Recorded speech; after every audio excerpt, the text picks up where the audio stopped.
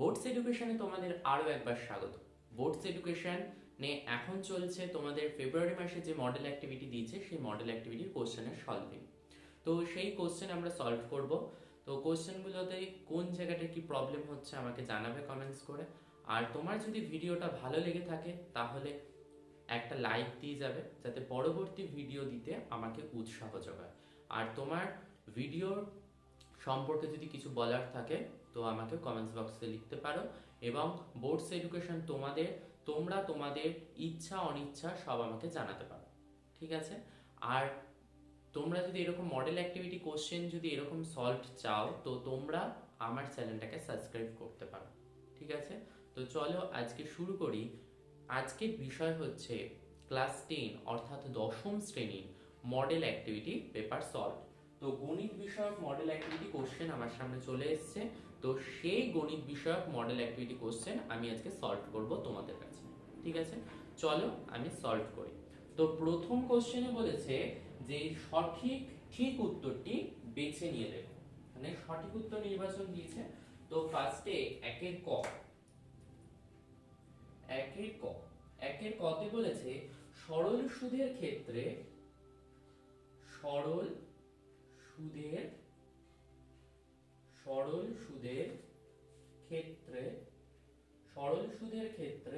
দ্বিতীয় বছরের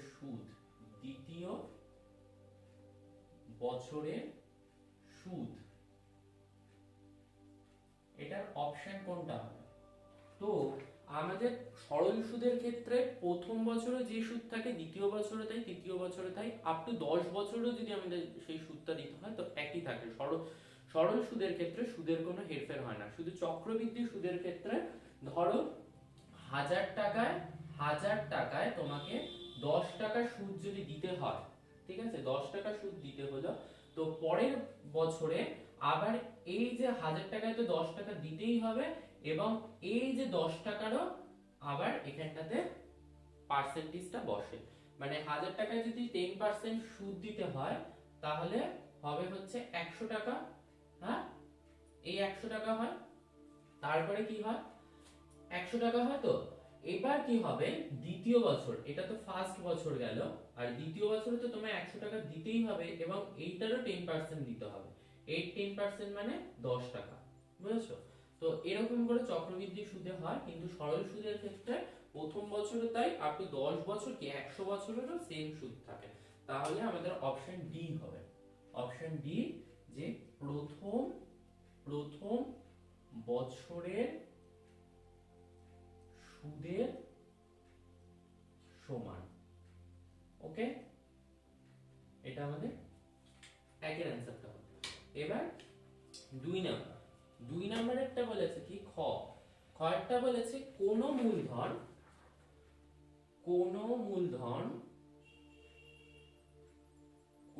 মূলধন বার্ষিক একই সরল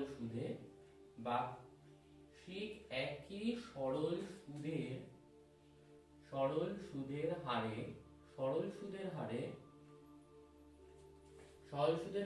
এক বছরে 120 টাকা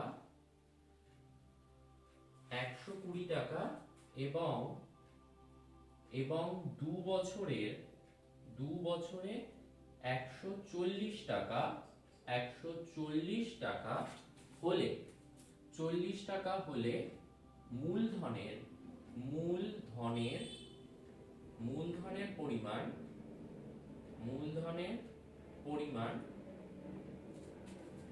হবে। মূলধনের পরিমাণ কত হবে? তো সেটা আমাদের জানতে চাইছে। তাহলে কি প্রথম বছরে যে সুদটা দিচ্ছে, এই যে সুদটা, তাহলে কি হবে? তো লেখো আসল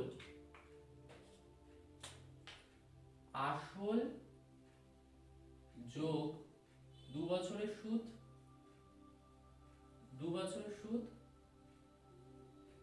ক টাকা? 2 বছরের সুদ ক টাকা দিচ্ছে? না, দিচ্ছে 140 টাকা, ঠিক আছে? তাই বলেছে তো যে মূলধনের বার্ষিক একই সরল সুদের হারে এক বছরে মানে সুদের হারে এক বছরে 120 টাকা এবং 2 বছরে 140 টাকা দেয়। তাহলে 2 বছরে যদি 140 টাকা আর আসল প্লাস এক বছরে সুদ, এক বছরের সুদ তাহলে কত? 120 টাকা, তাই তো? মানে সুদ প্লাস আসল। তাহলে এটাকে বিয়োগ করে পাই, তো বিয়োগ করলে কি হয়? বিয়োগ করলে এটা কেটে যায়, তাহলে কি পড়ে থাকে? এক বছর। এটা থেকে এটা বিয়োগ করলে, এটা যদি মাইনাস করো এটাও মাইনাস করো আর এটাও যদি মাইনাস করো, তাহলে এক বছরের সুদ কত হয়? এক বছরে সুদ 20 টাকা। তাহলে এক বছরের সুদ যদি 20 টাকা হয়, অতএব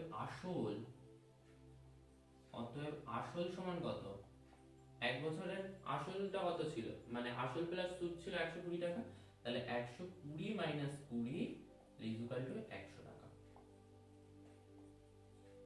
হয়ে গেল। এটা আমাদের কত? অপশন ডি তে আছে, অপশন ডি 100 টাকা হয়ে গেল। এবার আসি গ। গয়টা বলছে কি? বার্ষিক পি পার্সেন্ট সরল সুদের হারে,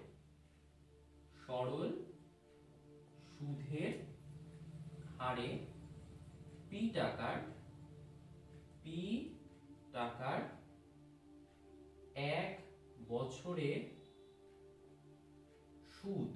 এক বছরের সুদ হবে। তাহলে এক বছরের সুদ কত হবে? পি টাকার এক বছরের সুদ আমরা কি জানি? সুদ মানে আমরা সুদকে কি দিয়ে করি?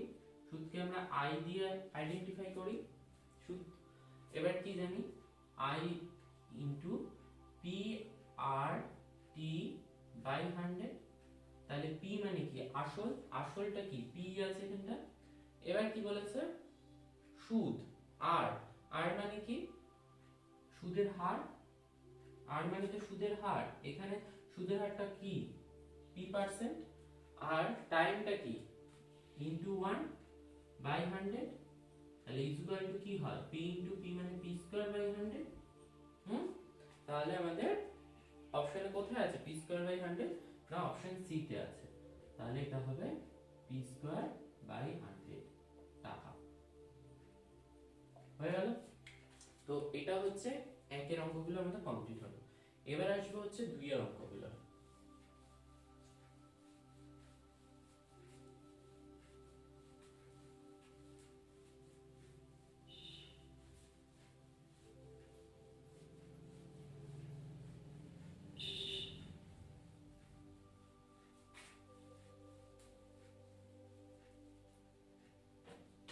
তো দুইয়ের অঙ্কগুলো বলেছে সত্য মিথ্যা লেখো। তো দুইয়ের কতে কি বলেছে? যে বার্ষিক আর বাই 2% সরল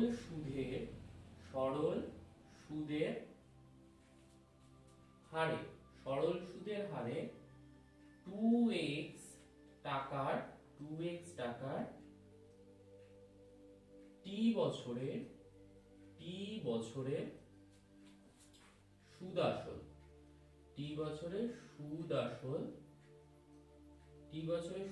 কি বলেছে? না 2x plus x into R into T by 100 টাকা, এটা বলে দিয়েছে। তো এটা আমাদের সত্য কিনা মিথ্যা সেটা যাচাই করতে হবে। তো আমরা সূত্রতে বসিনি। তো আমরা কি জানি? i is equal to কি? i is equal to হচ্ছে p r t by 100। হ্যাঁ, তাহলে সেটাতে আগে বসাও। তাহলে সূত্রটা তাহলে কি হবে? আগে p এর জায়গায় বসাও। p মানে 2x আসল, r মানে r by 2 into 100 into t। ঠিক আছে? তো এটা এবার কি হচ্ছে দেখো, 2 আর 2 কেটে যায়, তাহলে কি থাকে, x আর t/100। এটা কি, এটা হচ্ছে সুদটা, এটা আমাদের সুদটা বেরোলো।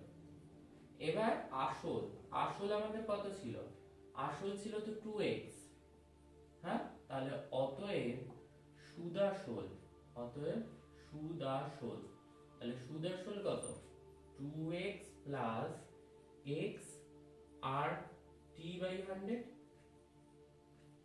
এত টাকা। তাহলে আমাদের এটা সত্য হয়ে গেল। এবার আসি আমরা পরেরটায়। পরেরটাই কি বলেছে, খ, খয়েরটায় বলেছে যে কোন মূলধন, কোন মূলধন, কোন মূলধন 10 বছরে, 10 বছরে, 10 বছরে দ্বিগুণ, 10 বছরে দ্বিগুণ হলে, 10 বছরে দ্বিগুণ হলে বার্ষিক, বার্ষিক সরল সুদের, সরল সুদের হার হবে 10%। এটা বলেছে।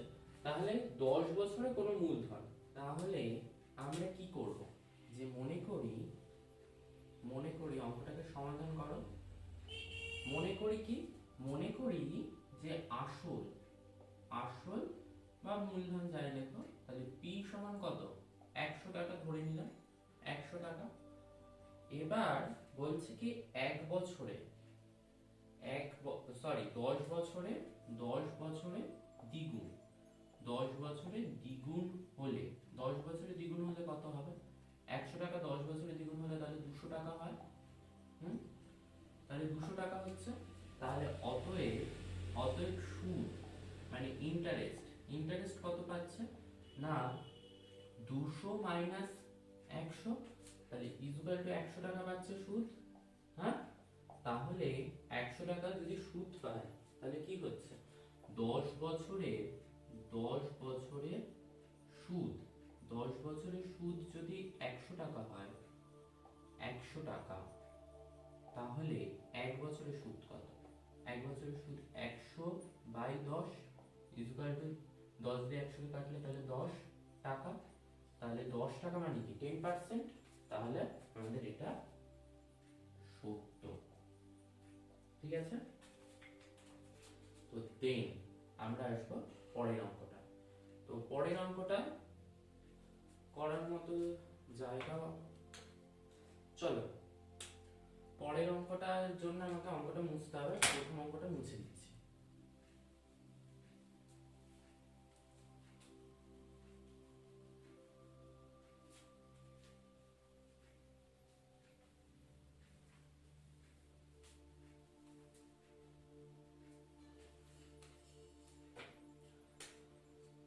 পরের অঙ্কটা কি বলেছে, পরের অঙ্কটা বলেছে যে গড়টা বলেছে বার্ষিক, বার্ষিক r%, বার্ষিক r% হার সরল সুদে, সরল সুদে x টাকার, x টাকার, x টাকার t বছরে, t বছরের সুদ, t বছরের সুদ i টাকা হলে, i টাকা হলে কি লিখতে পারি, x into R T equal to 100i, এটা আমরা লিখতে পারি বলেছে। তো এটাকে আমরা সমাধান করি। তো আমরা কি জানি সূত্র, i equal to P R T by 100, P R T by 100। তাহলে আমাদের এখানটাতে সুদ, সুদ কি বলেছে, সুদ হচ্ছে i, হ্যাঁ। তো সুদ, সুদ যদি সুদ ইকুয়াল টু i হয়, সুদ i বসালাম সূত্র অনুযায়ী i, আর বলেছে কি p মানে আসল, x টাকা, p মানে হচ্ছে x, আসল টাকাটা r, r মানে কি ইন্টু ক্যাপিটাল আর, হ্যাঁ, আর টিটা ক্যাপিটাল টি বছরের বলেছে, আর 100 যেরকম 100 আমাদের সূত্রতে থাকে, তো সূত্র অনুযায়ী তাহলে অর আমরা এটাকে কি করতে পারি, এটাকে আমরা করতে পারি যে 100i is equal to x r t. তো এটাকে আমরা এরকমও লিখতে পারি x r t is equal to 100i। তো আমার কথা সেটাই দিয়েছে, তাহলে এটা আমাদের সত্য হয়ে গেল আমাদের। এবার আসবো আমরা 4 নম্বরে অঙ্কগুলো। এবার আমরা করব 3 অঙ্কগুলো। তো 3 অঙ্কতে আমাদের কি বলেছে না, 3 প্রথম অঙ্কতে প্রথম যে অঙ্কটা রয়েছে, তো সেই অঙ্কটা আমাদের কি বলেছে, প্রথম অঙ্কটা বলেছে শতকরা বার্ষিক সরল সুদের হারে 8% হলে, সরল সুদের হার যদি 8% হলে কোন টাকার কত বছরের সুদ আসলের 8/25 হবে হিসাব করি। তাহলে আমরা লিখি এটা, মনে করি আসল ইজ ইকুয়াল টু x টাকা, হ্যাঁ, তারপরে কি বলেছে সুদটা কি বলেছে, মানে ইন্টারেস্টটা বলেছে আসলের 8/25, তাহলে আসলের মানে এর আছে আসলের, ঠিক আছে, এর কথাটা রয়েছে, তাহলে গুণ হবে 8/25, তাহলে ইজ ইকুয়াল টু 8x/25 টাকা। এটা হচ্ছে সুদ। এবার বলেছে সুদের হারটা আমাদের দিয়ে দিয়েছে, তো সুদের হার আমরা কি দিয়ে ডিনোট করি না, আর দিয়ে। তো আরটা কত বলেছে, আরটা বলেছে 8%, আর সময় তো আমরা জানি না, তো সময়টাকে আমরা টি ধরে নিলাম, ঠিক আছে। তো এটা বলে নিলাম কারণ আমাদের টিটাই বের করতে হবে। তাহলে অতএব সূত্র বসিয়ে দাও, i = p/t/100। তাহলে অর i এর মানটা জানো যে 8x/25, আর p এর মানটা জানো তোমরা যে p এর মানটা কত না x, তাহলে x লিখে ফেলো। আর r এর মানটাও জানো তোমরা 8, ঠিক আছে। p এর মান জানো, r এর মান জানো, t এর মান জানো না, তাহলে ইনটু t/100, তাহলে অর। এবার ক্রস গুণ করে দাও, কি হয় ক্রস গুণ করলে, তো 100 মানে ক্রস গুণ করলে কি হচ্ছে, 15 দিয়ে এটা 25 দিয়ে এইটা গুণ হবে, আর 100 দিয়ে এটা গুণ হবে, তাহলে 25 into x into 8 into t is equal to 8x into 100 হলো। তাহলে or t is equal to কি হবে, 8x into 100 by 25 into x into 8, ঠিক আছে। তাহলে এবার কি হবে, কাটাকাটিটা করে ফেলো, যে 25 দিয়ে 100 কে কাটলে কত হয়, 4 হয়, x দিয়ে x কাটা যায়, আর 8 দিয়ে 8 কাটা যায়, তাহলে কত হলো 4 এলো, হ্যাঁ। তাহলে এটা কত হবে, তাহলে অতএব 4 বছরে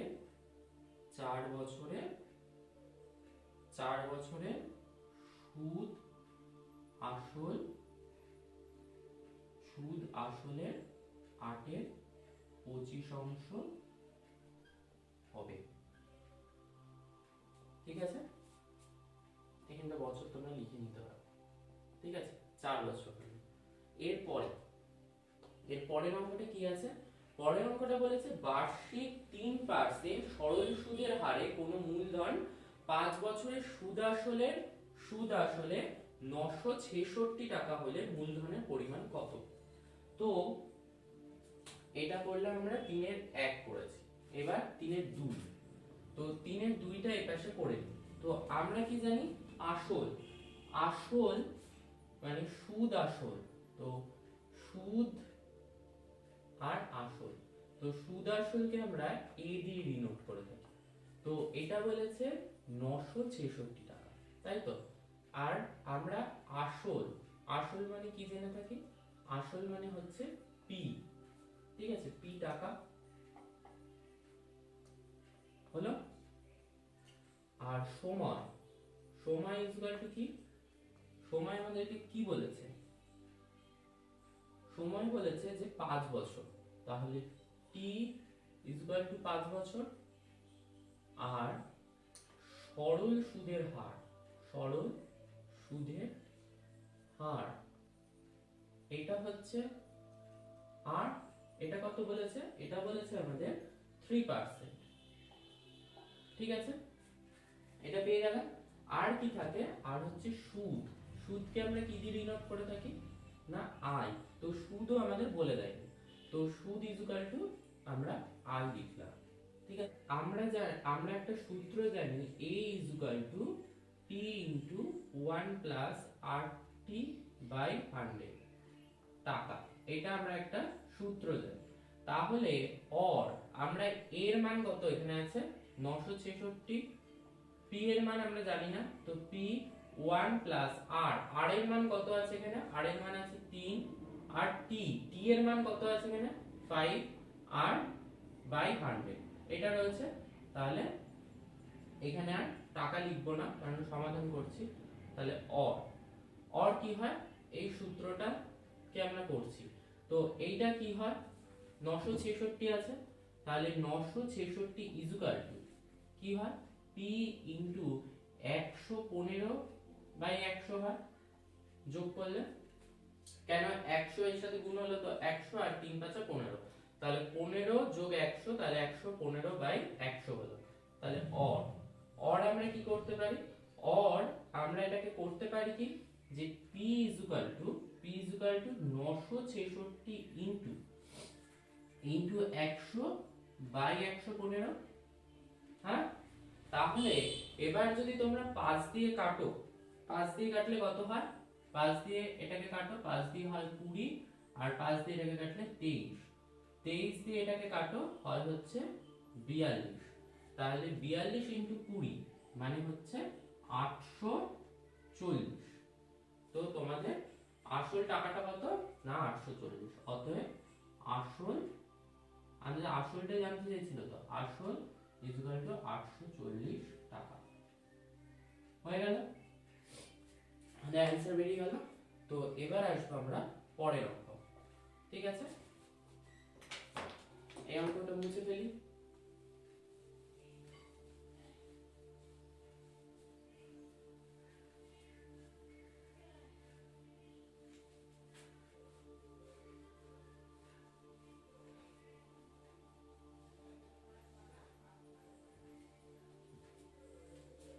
এবার চারের অঙ্ক,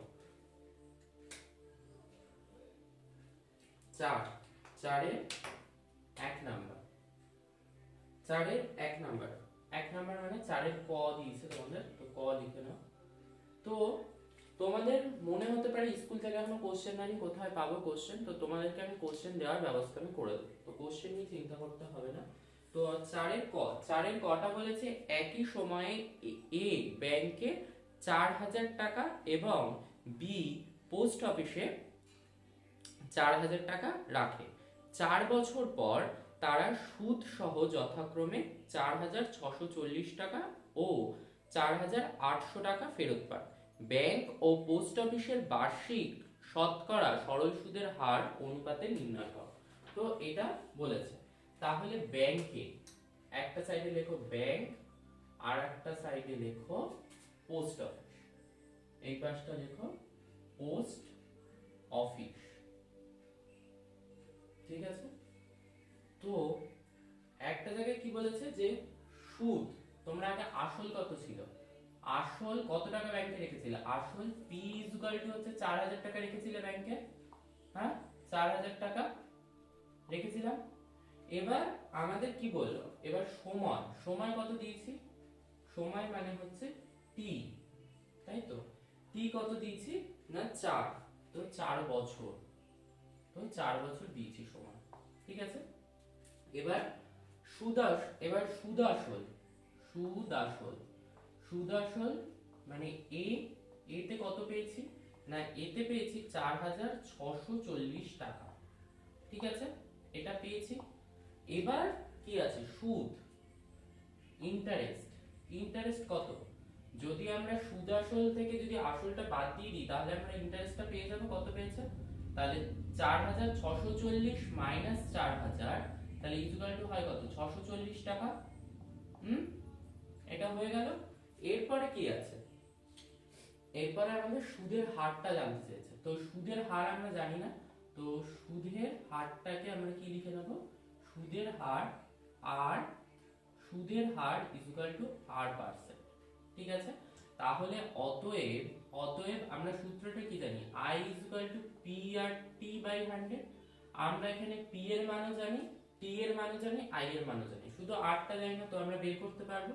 তো কি লিখবো, i এর জায়গায় লেখো 640, p কত বলেছে 4000, তো লেখো 4000, rটা আমরা জানি না, t টা জানি মানে 4, আর নিচে 100 রয়েছে, হলো। এবার কি হয়, অর দিয়ে সমাধান করো, তো সমাধান করলে কি হয়, সমাধান করলে দেখো এই শূন্য এই শূন্য এই শূন্য এই শূন্য কেটে যায়, তাহলে কি থাকে, তাহলে 40 ইন্টু 4, তাই তো 40 ইন্টু 4 থাকে। তাহলে এটাকে যদি এরকম লেখো r ইজ ইকুয়াল টু, মানে ক্রস গুণ যদি করে দাও তাহলে কত হয় 40 ইন্টু 4, তাহলে 4 দিয়ে এই শূন্য কেটে গেল, 40 এর এই শূন্য আর 640 এর এই শূন্যটা কেটে গেল, তাহলে এই 4 4 16, তো 4 4 16 দিয়ে 64 কে কাটা যায়, তাহলে কত হয় 4, তাহলে ইজ ইকুয়াল টু 4%। তাহলে ব্যাংকে দিয়েছিল 4% সুদ। তো সেম ভাবে একবারে পোস্ট অফিসেরটা বের করে নাও। তো পোস্ট অফিসেরটা আমি কালো কালি দিয়ে করি। তো আসল পিটা কত বলেছে, না পিটা বলেছে 4000 টাকা, তাই তো, সময় টিটা কত, টিটা তো সেম ছিল 4 বছর। এবার সুদ আসল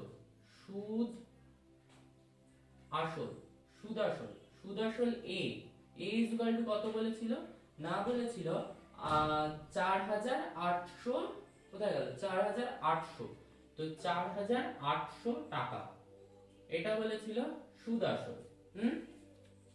এবার কি আছে, সুদ, তো সুদ মানে ইন্টারেস্টটা সেম ভাবে, তো সুদ আসল থেকে যদি আসলটা বাদ দিয়ে দিই তাহলে আমাদের সুদের টাকাটা পড়ে থাকে কত টাকা পাবো, তাহলে 800 টাকা, হলো।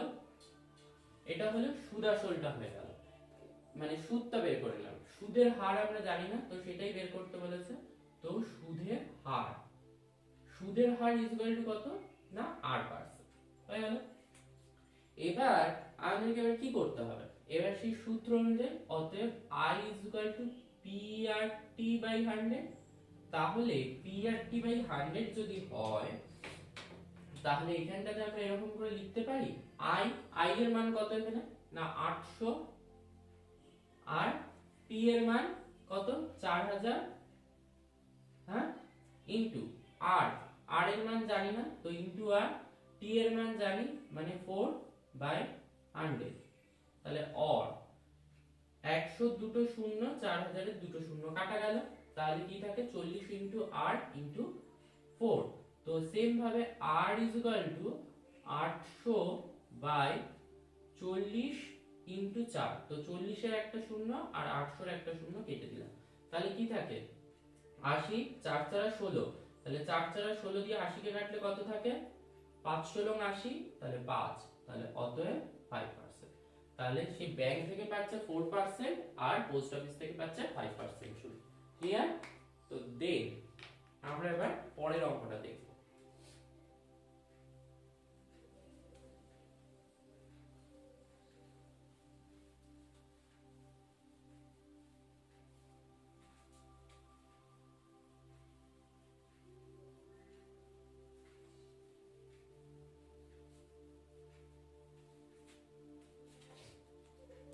তো দেন 4 এর খ, 4 এর খ এর অঙ্কটা কি বলেছে, 4 এর খ এর অঙ্কটা বলেছে মিস্টার এ চাকরি থেকে অবসর নেওয়ার পর গ্র্যাচুইটি বাবদ এককালীন 12 লক্ষ টাকা পেলেন।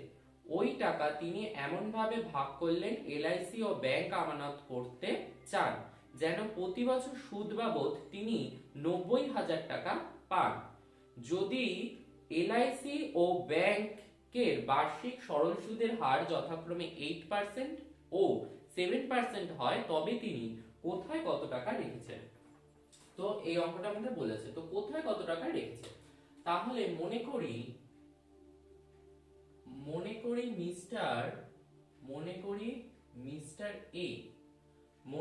মিস্টার এ এক্স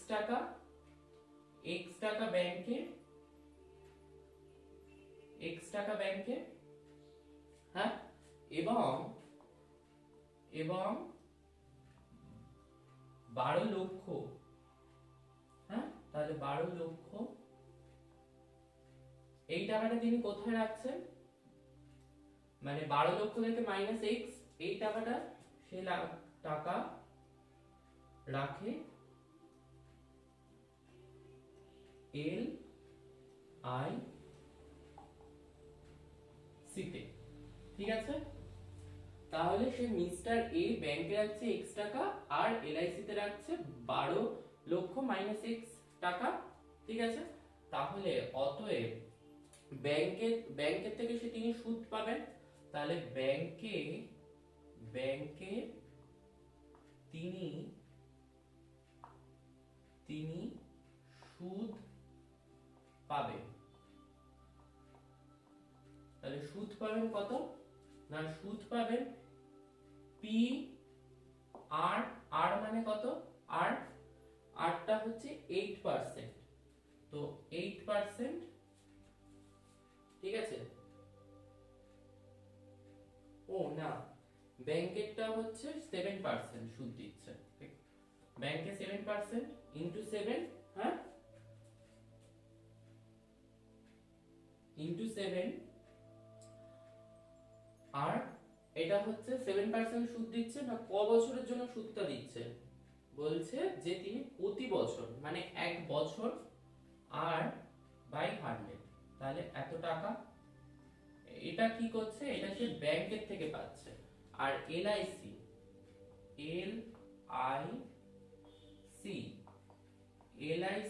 থেকে তিনি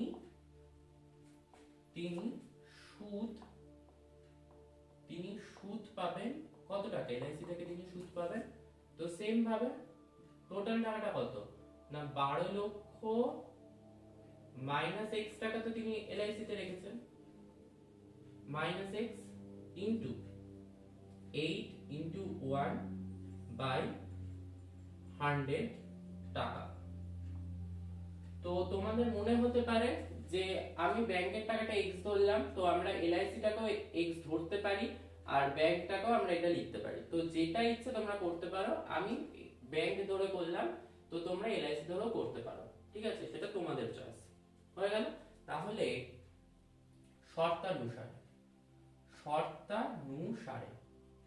শর্তানুসারে কি তিনি যে সুদটা পাচ্ছেন এখান থেকে, এই দুটো জায়গা থেকে, সেটার মূল্য কত, সেটার মূল্য হচ্ছে 90,000 টাকা। তাহলে x into 7 into 1 by 100 plus 12 লক্ষ minus x into 8 into 1 by 100 is equal to না 90,000 টাকা, ঠিক আছে। তাহলে অর x ইন্টু 7 মানে 7x বাই 100 প্লাস, এবার 12 কে দিয়ে 8 কে গুণ করলে কত হয়, 8 12 96, আর তারপর যে কটা শূন্য আছে বসিয়ে দাও, আর 8 কে দিয়ে x কে গুণ করলে 8x, আর 1 দিয়ে গুণ করলে তো যা আছে তাই হবে, into by 100 is equal to 90,000 হলো। এদের যদি লসাগু করে যদি যোগ করো তাহলে কি হয়, 7x প্লাস 96 লক্ষ হয়ে গেল, 96 লক্ষ ইজ ইকুয়াল টু কি হবে, এদের যে লসাগুটা তো নিচে 100 ছিল, তো 100টা ও পাশে চলে যাবে, তাহলে ইনটু 100 হয়ে গেল এইটুখানি।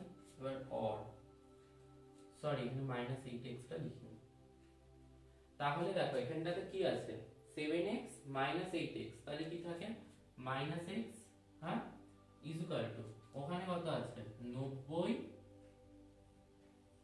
90 পর কটা শূন্য আছে চারটে, তো চারটে শূন্য বসালাম আর তারপরে আরো দুটো এক্সট্রা যোগ হচ্ছে, ঠিক আছে, কেন গুণ করলে 100 দিয়ে। এবার 96 যেটা রয়েছে 96 লক্ষ, তো 96 লক্ষের 5টা শূন্য আছে, তো 5টা শূন্য বসিয়ে দাও, তাহলে অর কি হবে মাইনাস এক্স ইজুকাল টু, দেখো এই জিরো বসলো একটা জিরো, এই জিরো বসলো জিরো, এই জিরো বসলো জিরো, এই জিরো বসলো জিরো, এই জিরো বসলো জিরো। এবার কি আছে 90, মানে 90 আছে আর এখানটাতে 6 আছে, তাহলে 96 মানে 4, তাই তো 4, তো মাইনাস 40,000, এটা হচ্ছে মাইনাস মাইনাস হচ্ছে 4 লক্ষ টাকা হয়ে গেল। তো এটা আমাদের বেরোলো, তাহলে অতএব x ইকুয়াল টু কত হয়, x ইকুয়াল টু এটা, কেন দুপাশে মাইনাস কেটে যায়, একটা দুটো তিনটে চারটে পাঁচটা, একটা দুটো তিনটে চারটে পাঁচটা, একটা শূন্য এক্সট্রা দিয়ে দিয়েছি, তো এটা বেরোলো, এটা হচ্ছে x ইকুয়াল টু বেরোলো। এবার x মাইনাস, তাহলে LIC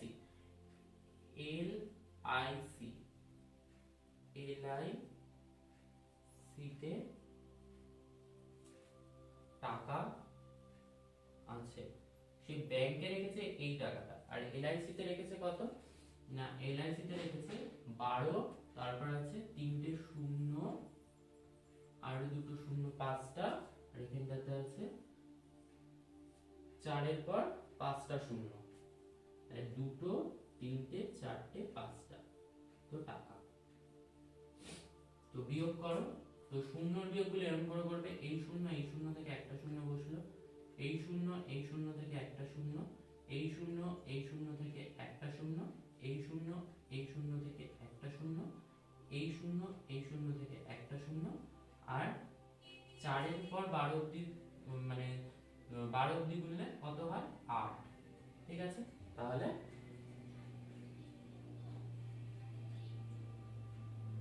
8 লক্ষ টাকা। তাহলে তিনি এক জায়গায় লিখেছেন 4 লক্ষ টাকা আর এক জায়গায় লিখেছেন 8 লক্ষ টাকা। তিনি ব্যাংকে তাহলে কত রেখেছেন, ব্যাংকটা x ধরেছিলাম, তাহলে ব্যাংকে রেখেছেন তিনি 4 লক্ষ টাকা, আর LIC তে রেখেছেন তিনি কত টাকা না 8 লক্ষ টাকা, ঠিক আছে।